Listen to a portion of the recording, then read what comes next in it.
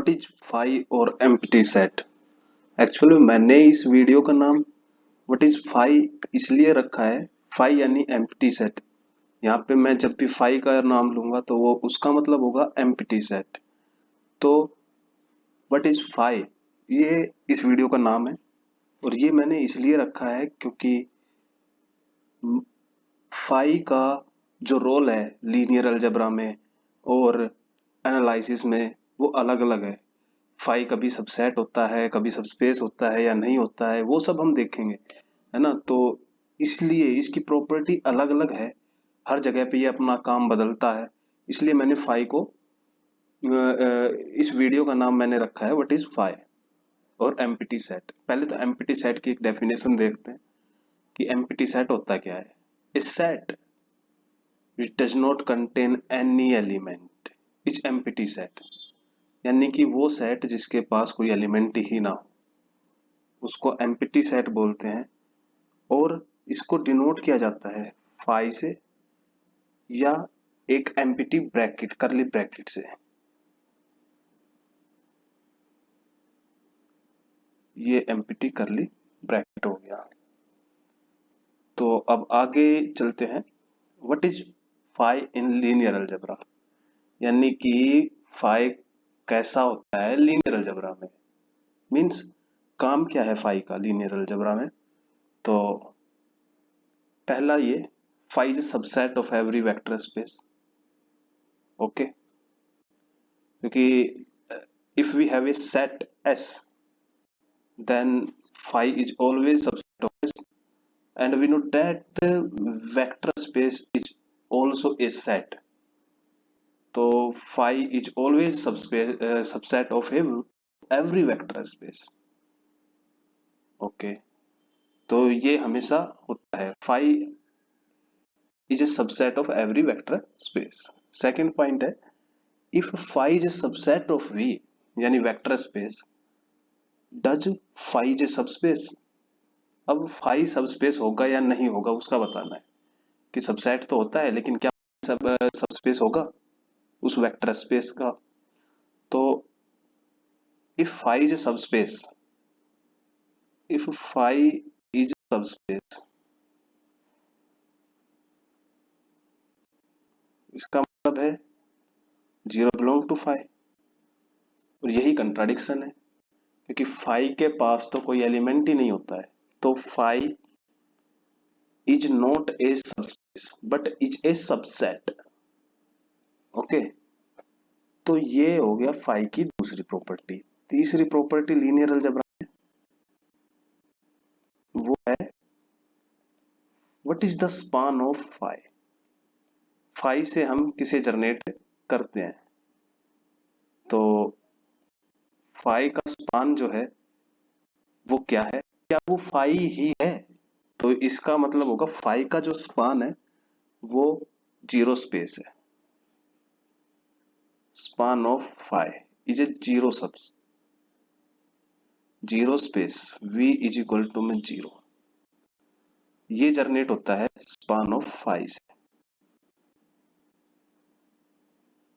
Okay, तो वो phi नहीं है, ये इट इज नॉट फाई क्योंकि जीरो इसके अंदर आ रहा है, तो ये फाई नहीं है। लेकिन स्पान ऑफ फाई क्या है, वो है जीरो जीरो वेक्टर स्पेस। तो ये इसका तीसरा पॉइंट हो गया। अब चौथे पॉइंट है द एम्प्टी सेट और फाई इज लीनियर इंडिपेंडेंट और डिपेंडेंट। तो ये होगा empty set is always linearly independent. Empty set is always linearly independent. क्यों? क्योंकि एम्प्टी सेट जो है वो बेसिस होता है, phi is basis of is equal to zero space. Okay, तो it is always linearly independent. ये चार पॉइंट हमने लीनियर अलजेब्रा में देखे फाई के, और हर जगह अलग रोल किया है इसने हर पॉइंट में। अब हम देखते हैं what is phi in point set topology. Point set topology में फाई पॉइंट सेट टोपोलॉजी में फाई कैसे काम करता है, क्या रोल है फाई के। तो मैं रिलेशन से इसको रिलेट करता हूँ। What is the relation? If we have two set A and B, then A subset S of A cross B defines a relation. Okay, तो phi is subset of A cross B. तो phi also defines a relation. Phi भी एक relation है, यहाँ से ये prove हुआ। Phi also defines a relation. तो phi भी एक relation को define करता है। ये एक पॉइंट हो गया इसका। दूसरा, phi कौन सा रिलेशन होगा या कौन सा नहीं होगा वो और देखते हैं। अगर हमारे पास सबसेट ए जो है वो नॉन एम्प्टी है, तो फाई सबसेट होगा ए क्रॉस ए का। ये तो है ही, क्योंकि रिलेशन है, अभी अभी हमने बताया है फाई एक रिलेशन को डिफाइन करता है, तो फाई इज रिलेशन। तो phi subset of A cross A is not a reflexive relation. ठीक है, क्योंकि रिफ्लेक्सिव रिलेशन क्या होता है कि वो for all a belong to a related to a होना चाहिए, लेकिन अगर ए नॉन एम्प्टी है तो फाई होना चाहिए। अगर नॉन एम्प्टी है तो उसके अंदर कोई ना कोई एलिमेंट होगा, कोई ना कोई एलिमेंट होगा, तो उसका उसी के साथ रिलेशन जो है फाई के अंदर आना चाहिए, लेकिन फाई तो एम्प्टी है तो वो होगा नहीं। इसका मतलब ये है कि ये रिफ्लेक्सिव नहीं होगा अगर ए नॉन एम्प्टी है, तो ये इरिफ्लेक्सिव होगा। इरिफ्लेक्सिव रिलेशन, अच्छा ये इरिफ्लेक्सिव रिलेशन होता है। Set S is irreflexive, intersection of S with identity relation is equal to phi. तो ये इरिफ्लेक्सिव होगा, क्योंकि फाई का इंटरसेक्शन किसी भी रिलेशन के साथ हमेशा फाई आएगा। इसलिए ये जो है ये रिलेशन फाई इस में कंडीशन के साथ हमेशा इरिफ्लेक्सिव होगा, लेकिन रिफ्लेक्सिव नहीं होगा। अगर अगर हमारे पास ए जो है वो फाई हो जाए, if A is equal to phi, then phi is reflexive relation, क्योंकि कोई एलिमेंट ही नहीं होगा।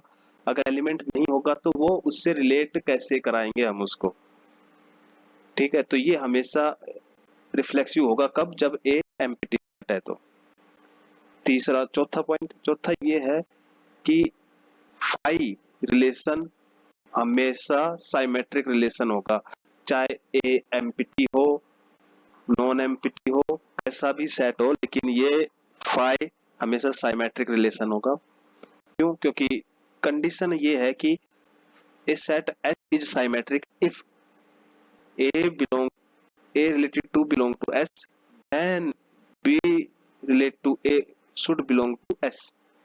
अगर हमारे पास यही रिलेशन नहीं है तो हम इसकी कोई बात नहीं कर सकते, और फाई का काम ही ये है, उसमें कोई भी ऐसा रिलेशन नहीं आता है तो हम उसकी बात ही नहीं करते हैं, इसलिए ये साइमेट्रिक है।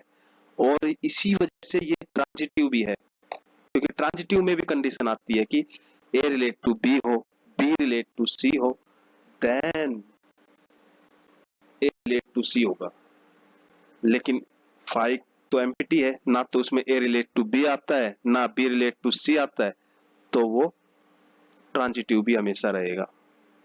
अच्छा ठीक है, अब छठा पॉइंट ये है, पॉइंट सेट टोपोलॉजी में फाई का जो भेस है, भेस यानी रूप, रूप कह सकते हैं हम उसको, कि फाई जो सेट है वो कैसा सेट है, ओपन है क्लोज है। तो ये फाई जो सेट है वो हमेशा क्लोज सेट रहता है, ओपन भी रहता है और भी रहता है टोपोलॉजिकल एक्स में, क्योंकि टोपोलॉजिकल स्पेस एक्स में फाई और एक्स दोनों ओपन सेट टोपोलॉजी टाउ में, अगर टोपोलॉजी है एक्स की तो इसमें ये दोनों आएंगे, यानी कि और फाई का कॉम्प्लीमेंट एक्स है, phi is open then X is close. Okay, तो X is close implies phi is open, phi is open, x open then phi is close. तो ये एक दूसरे का कॉम्प्लीमेंट है, तो इससे ये प्रूव हो जाएगा कि ये दोनों क्या है, दोनों सेट है, ये ओपन भी है और क्लोज भी है। लास्ट फाइनल पॉइंट वो कार्टेशियन प्रोडक्ट से रिलेटेड है। अगर कोई नॉन एम्प्टी सेट है फाई, उसका अगर कार्टेशियन प्रोडक्ट लिया विद फाई तो वो फाई होता है, यानी कि a cross phi is equal to phi. अच्छा, अगर एम्प्टी ले लिया तो इक्वल टू फाई, तो वो फाई होना ही है। ये ट्रिवियल केस लेकिन जब एम्प्टी नहीं होगा तब भी ये फाई होता है ना। अच्छी इंफॉर्मेशन। फाई के अलग अलग रूप दोनों जगहों पे अलग अलग काम करता है, अलग अलग इंटरेस्टिंग इसकी प्रॉपर्टी है फाई की। तो अगर ये इंफॉर्मेशन यूजफुल लगे तो कमेंट करना, शेयर और लाइक करना। ओके।